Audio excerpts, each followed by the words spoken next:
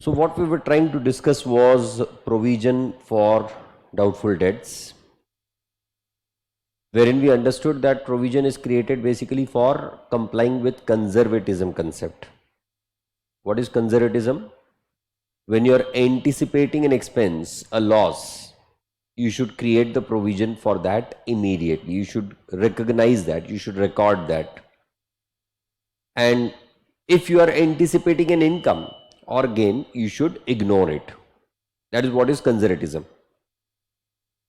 तो अगर कंजर्वेटिज्म को कंप्लाई करते हुए हमको ट्रांजैक्शंस रिकॉर्ड करने हैं और अगर हमने हमारे कस्टमर्स को क्रेडिट पे गुड्स बेचे हैं तो हो सकता है, हो नहीं रहा है, हो सकता है कि कुछ कस्टमर्स डिफॉल्ट कर जाए और अगर ऐसा है तो उसके लिए हमें प्रोविजन बनानी चाहिए. Provision for the expected loss on account of bad debt. And that is why we are discussing this concept. पिछले लेक्चर में I discussed the accounting entries related to that. Today we'll take the examples on that and then we'll be able to go to the comprehensive questions. So look at it.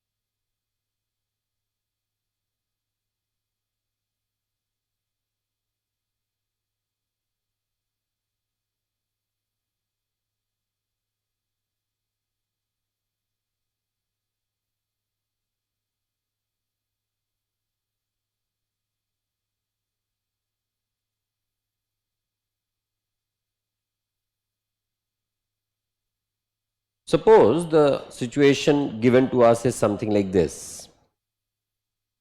This is the trial balance given to us.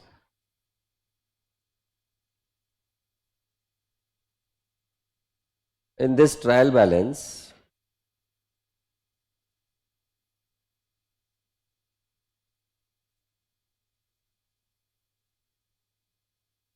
we have what? Debtors or trade receivables of 14,90,000. Then we have bad debts of say 7,000 rupees. This is trial balance as on 31st March 23, right? And then in the additional information we have been provided, additional info, in that we have been given a provision for doubtful debt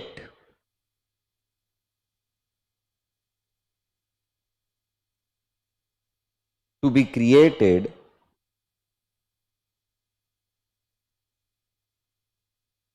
at 1% of debtors.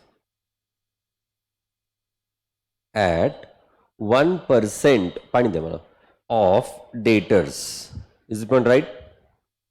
Which means what? That whatever debtors are being provided to you, मतलब 14,90,000, इसमें से 1% आपका default हो सकता है, हुआ नहीं है. पहली बात. दूसरी बात, 7,000 का बैड डेट आपको ट्रायल बैलेंस में दिया गया है, मतलब ये डिफॉल्ट हो चुका है और होने के बाद आपने उसको अकाउंट एडजस्ट भी कर लिया है.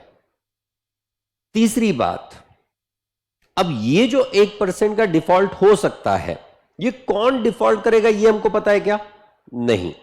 This is a general provision that we have to create or not. इसीलिए हम लोग प्रोविजन किसी स्पेसिफिक कस्टमर के अकाउंट में से माइनस करने के बजाय हम लोग ये 1% जो है 14,900 का जो अमाउंट है वो डायरेक्टली पूरे डेटर्स में से सब्ट्रैक्ट करके प्रेजेंट करेंगे। क्यों? प्रोविजन अकाउंट को लॉजिकली देखा जाए तो क्रेडिट बैलेंस होता है, और क्योंकि प्रोविजन अकाउंट को क्रेडिट बैलेंस होगा तो टेक्निकली थियोरेटिकली अगर देखा जाए तो हमें बैलेंस शीट की लायबिलिटी साइड में दिखाना चाहिए, because all the accounts which are having credit balance will appear in balance sheet liabilities side.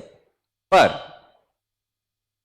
Against that provision I am not suppose to make any payment. Against that provision, I am not supposed to give anything to anyone, and therefore that provision is considered as a reduction from the trade receivables in the balance sheet instead of showing that in the balance sheet liabilities side. तो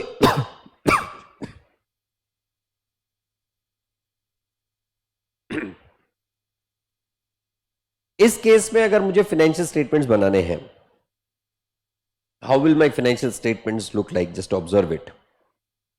क्योंकि bad debt सिर्फ दिया हुआ है trial balance में, bad debt के साथ और कुछ प्रोवाइडेड नहीं है। हमारे ट्रायल बैलेंस में किसी भी तरह का प्रोविजन नहीं दिया है, तो we can simply assume that the firm is making the provision for the first time. और जब कभी भी प्रोविजन पहली बार बनाई जाती है तो पूरी प्रोविजन की अमाउंट डायरेक्टली P&L अकाउंट के डेबिट साइड में अलग से दिखेगी। Understand and remember this as a point my dear friends. all the things which are presented to you in the form of adjustments will appear for at two places or not? Yes or no? The same concept applies here also. क्योंकि provision आपको trial balance की जगह कहां दिया गया? In the adjustment, तो उसके आपको दो इफेक्ट देने पड़ेंगे या नहीं? तो ये हो गया मेरा प्रॉफिट एंड लॉस अकाउंट, और ये आ गया मेरा balance sheet. This is my balance sheet का asset side.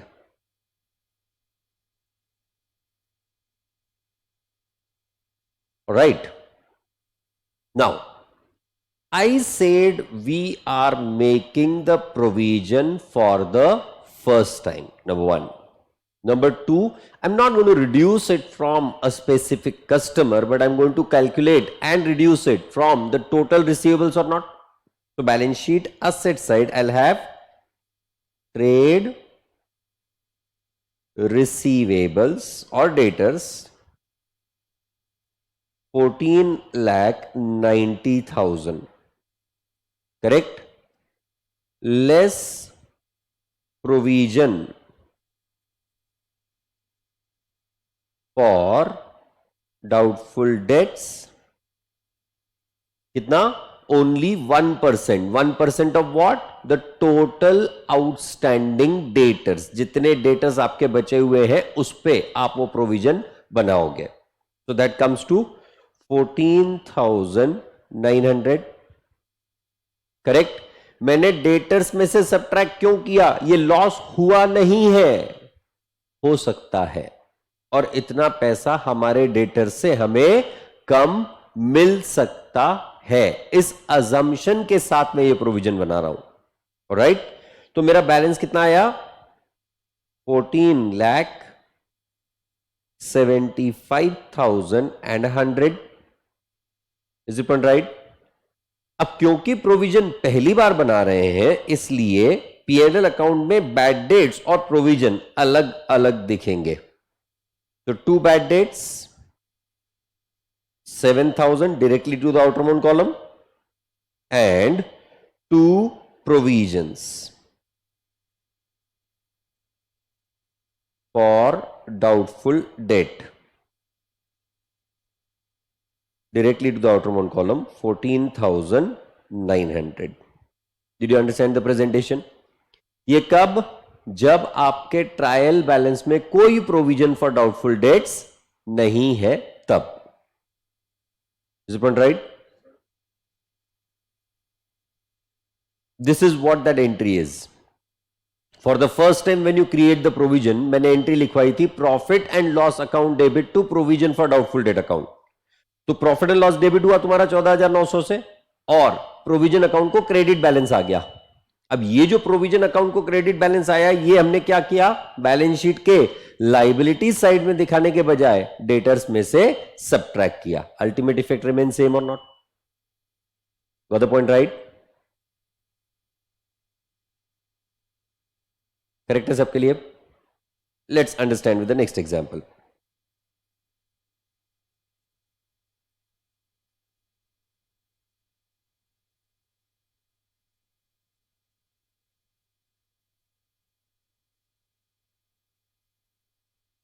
Suppose my information is something like this.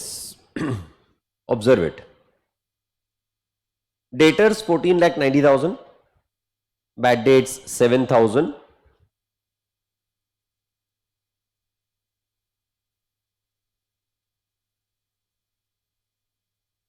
And then in the trial balance itself, I've been given provision for doubtful debts rupees 11,000, which means what? You already have a provision of 11,000 opening balance. पिछले साल में आपने provision बनाई थी जो आप इस साल में कैरी फॉरवर्ड करके आए हो. ऑलराइट, जैसे इस साल में हमने 14,900 बनाई थी, ये प्रोविजन अगले साल में कैरी फॉरवर्ड होगी या नहीं? उसी तरह से पिछले साल में आपने 11,000 की प्रोविजन बनाई थी जो इस साल में आपने कैरी फॉरवर्ड कर ली. और साथ ही आपको इंफॉर्मेशन दी गई है, a provision for doubtful debt to be maintained at 1% of debtors. Maintained मतलब क्या? आपके जो बचे हुए डेटर्स है उसका 1% हमें प्रोविजन एक्सपेक्ट मेंटेन करके चलना है. मतलब क्या? 11,000 का आपके पास प्रोविजन था, में से 7,000 के बैड डेट हो गए. करेक्ट? मतलब 4,000 का प्रोविजन अभी भी आपके पास बचा हुआ है या नहीं? आपका एक्सपेक्टेड खर्चा था, मैंने, अगर आपको एग्जांपल याद होगा मैंने जो बताया था, आपका एक्सपेक्टेड खर्चा था कुछ XYZ अमाउंट, उसमें से आप कुछ खर्च कर चुके थे, तो जो पैसा बचा था that will be considered for the further provision और नॉट? अब 4,000 का बैलेंस आपके पास ऑलरेडी है, आपको अगली प्रोविजन कितनी मेंटेन करनी है? 14,900 का टोटल प्रोविजन मेंटेन करना है या नहीं? कहां से आया 14,900? 14,90,000 का 1%. इतना आपने प्रोविजन मेंटेन करना है, पर आपके पास ऑलरेडी 4,000 रुपए का प्रोविजन बचा हुआ है या नहीं? So in this case P&L account will not be debited with 14,900. P&L account will be debited by only 10,900. In this case, bad dates will not be debited to P&L account. क्यों? उन bad debts के लिए आपके पास already provision है या नहीं? आपने एक स्पेसिफिक खर्च के लिए पैसा अलग रखा हुआ है. अब जब वो खर्च हो रहा है तो आप अलग रखे हुए पैसे में से खर्च करोगे, इस पे जो आपके जनरल पैसे पड़े उसमें से खर्च करोगे? जो अलग रखा है उसमें से ही खर्च करोगे या नहीं? Is it right? So in this case how will the treatment be? Observe it.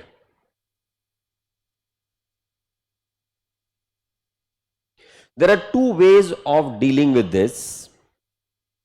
One is you prepare a separate provision for doubtful debt account, और दूसरा आप अपने प्रॉफिट एंड लॉस अकाउंट में इसकी खिचड़ी बना दो. हम दोनों तरीके से करेंगे. Observe it. पहला, अगर हमें इसकी खिचड़ी हमारे प्रॉफिट एंड लॉस अकाउंट में ही बनानी है तो हमें अलग से प्रोविजन अकाउंट बनाने की आवश्यकता नहीं है, जो कि गलत है. हमने अलग से प्रोविजन अकाउंट बनाना चाहिए. क्यों? When you prepare a separate provision for doubtful debt account, in that case there is always a possibility of getting more correct answers, When you are doing it in the absolute add and less format, then in that case, it may so happen many a times that your answer is going wrong. All right. So you have got the trade receivable of 14,90,000 जिसके against आपको 1% provision मतलब 14,900 की provision चाहिए जो आपने already trade receivable में से minus कर दी, बराबर। तो टू बैड डेट्स, कितने के bad debts? New provision. What do I mean by new provision? The provision that we want to maintain from the current year to next year. अगले साल के लिए जो हमें प्रोविजन कैरी ओवर करनी है उसे हम लोग न्यू प्रोविजन कहते हैं. The closing balance of provision account is called as new provision. तो कितना है न्यू प्रोविजन आपका? 14,900, बराबर. में इस साल में आपके कुछ बैड डेट भी हुए. कितने के बैड डेट हुए? 7,000. तो आपको टोटल प्रोविजन चाहिए कितने की? 14,900 का आपका नया प्रोविजन, करेक्ट. 14,900 का आपका नया बैड डेट प्लस नया प्रोविजन प्लस 7,000 का इस साल में आपका हो गया बैड डेट. तो टोटल 21,900 की प्रोविजन की आपको आवश्यकता थी. में से आपके ट्रायल बैलेंस के हिसाब से आपके पास ऑलरेडी 11,000 की प्रोविजन है या नहीं? तो subtract this old provision less old provision. कितना? 11,900. ये प्रेजेंटेशन का मैटर है. सॉरी 11,900 नहीं, 11,000. मैंने आपको जो थोड़ी देर पहले समझाया उसी को मैं थोड़ा अलग तरीके से प्रेजेंट कर रहा हूं. मैंने क्या समझाया आपको? मेरे पास ऑलरेडी 11,000 की प्रोविजन है, में से 7,000 का बैड डेट हो चुका, तो 4,000 की प्रोविजन बची हुई है और 14,900 की प्रोविजन चाहिए. तो 10,900 रुपए की प्रोविजन बढ़ानी है या नहीं? तो बढ़ाने वाली प्रोविजन को मैंने रिवर्स कैलकुलेट किया. मेरे पास नई प्रोविजन कितनी रिक्वायर्ड है प्लस मेरा बैड डेट कितना हुआ माइनस मेरी पहले से प्रोविजन कितनी बची थी. So the balance is nothing but the new provision required और नॉट, है ना. ये हो गया एक तरीका जिसमें आप सारे कैलकुलेशंस आपके प्रॉफिट एंड लॉस अकाउंट में दिखा रहे हो. दूसरा तरीका, हमने जो अकाउंटिंग एंट्रीज लिखी थी उस हिसाब से. कैसे? Observe it. Suppose I prepare this as my provision for doubtful debt account. अब इस provision for doubtful debt account में, इस provision for doubtful debt account में मुझे पता चला that there was the opening balance or not. Provision account को हमेशा क्रेडिट बैलेंस होता है, right. So by balance brought down. कितने का बैलेंस ब्रॉट डाउन? 11,000, जो मेरा ओपनिंग प्रोविजन था. Are you able to get it? अब मैंने कहा अगर मेरे पास ऑलरेडी पैसा अलग रखा हुआ है तो मेरा जो अलग रखा हुआ है उसमें से खर्च होगा स्पेसिफिक वाला. तो अब जब बैड डेट हुए तो bad debt will not be transferred to P&L account. The bad debt will get transfer to what?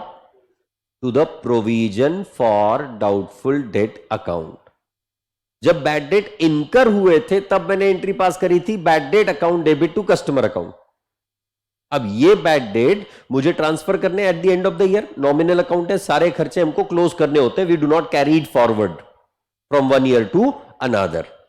तो ये बैड डेट अब क्योंकि मेरे पास ऑलरेडी उसके लिए ऑलरेडी प्रोविजन बनी हुई है तो मैं प्रॉफिट एंड लॉस अकाउंट में ट्रांसफर नहीं करूंगा. Instead of that such amount will get debited to what? To the provision account. My journal entry for that will be provision for doubtful debt account debit to bad debts account. ये सारी entries मैंने लिखवा के दी है, आज मैं सिर्फ revise करवा रहा हूं with the help of example.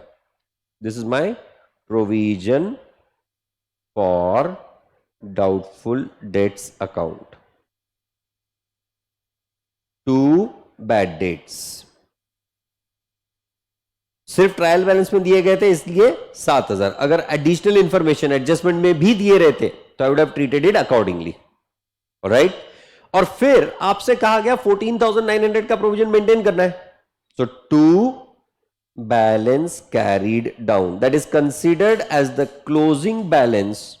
The provision to be maintained is considered as the closing balance of the provision account. Alright, कितने का प्रोविजन बनाना है हमको? 14,900. Now in my provision account, if the debit is more than credit, if the debit is more than credit, we consider the provision to be increased. And if the credit is more than debit, we consider it as provision to be decreased. अब यहां पे debit is 21,900, credit is only 11,000. So I need to increase my provision or not? How will I increase that provision? I'll pass the entry as profit and loss account debit to provision for doubtful debts account. So in my provision account, on to the credit side, I'll write by profit and loss account rupees 10,900। मतलब मैं अगर profit and loss account बनाऊंगा तो उसमें सिर्फ एक ही item दिखेगा, to provision for doubtful debt 10,900। उसमें ये खिचड़ी नहीं दिखेगी सारी। Are you able to get it? आपके पास दोनों में से एक ही ऑप्शन है, दोनों तरह से प्रेजेंट नहीं कर सकते। हाँ सॉरी, हाँ ट्रायल बैलेंस में से ये 11,000 आया, ये 7,000 आया, मतलब वो एक एक इफेक्ट हो गए। हाँ second method, this is option 2।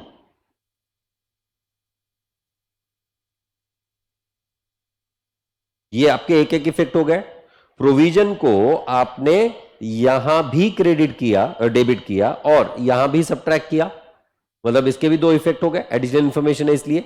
और जो बैलेंसिंग फिगर है आपका, that has got two effects as what, यहां पे क्रेडिट हुआ और यहां पे डेबिट हुआ। समझा? क्लियर सबके लिए?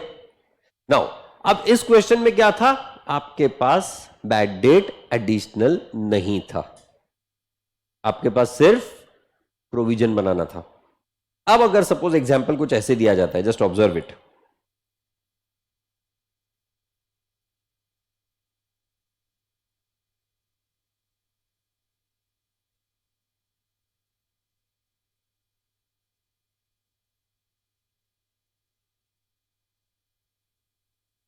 Suppose in the additional information I have been provided something like this.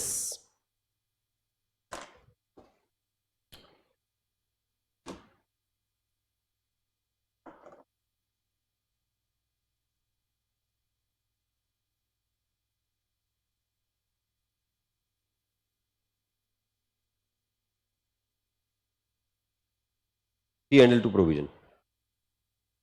Every time you increase the provision from the profit and loss account. In fact, iPad ने दम तोड़ दिया है, तो we'll continue tomorrow with the provision for doubtful debt and provision for discount concept, and tomorrow immediately I'll be starting with the comprehensive. मुझे एक बात बताओ, कल तो खैर मैं डबल लेक्चर ले ही रहा हूँ तुम्हारा, कल 3 बजे पॉसिबल है क्या तुम लोग के लिए? 3 o'clock, 3 to 5 एडिशनल लेक्चर, क्यों नहीं? There is the additional lecture, जाने दो, तुमसे पूछना ही गलत है। There is an additional lecture tomorrow 3 to 5 will be the separate session.